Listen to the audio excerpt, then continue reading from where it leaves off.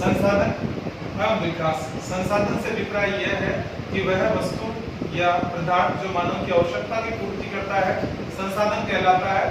फिर इंपॉर्टेंट जो चीज आती है क्लासिफिकेशन, संसाधनों का वर्गीकरण। संसाधनों को हमने मुख्य रूप से 4 भागों में बांटा है।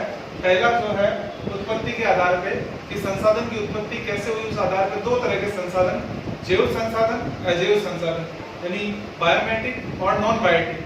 बायोटिक मतलब जो पेट्रोलियम वगैरह ये सब पदार्थ आएंगे। फिर समाप्यता के आधार पर दूसरा प्रकार, यानी वे संसाधन जो जल्दी से समाप्त हो जाएंगे, वे उन्हें अनवीकरणीय संसाधन कहते हैं, यानी जिन्हें पुनः नहीं बनाया जा सकता।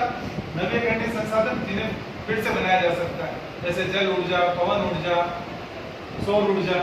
तीसरा प्रकार है स्वामित्व के आधार पर व्यक्तिगत संसाधन, जहाँ व्यक्ति का मालिकाना हक होता है। सामुदायिक संसाधन, जहाँ पूरे समुदाय या क्षेत्र विशेष का हक होता है। राष्ट्रीय संसाधन, जिसपे किसी देश विशेष के अधिकार होते हैं, जैसे भारतीय तो भारत के अंदर जो आता है वो राष्ट्रीय संसाधन। और अंतर्राष्ट्रीय, जिसपे संपूर्ण विश्व का हक हो। समुद्री संसाधन, जैसे समुद्र में जो है उनपे संपूर्ण विश्व का रहता है। विकास के आधार पर हमने 3 भागों में बांटा है। पहला संभावी, यानी जिनकी संभावनाएं हैं, जैसे भूतापीय ऊर्जा।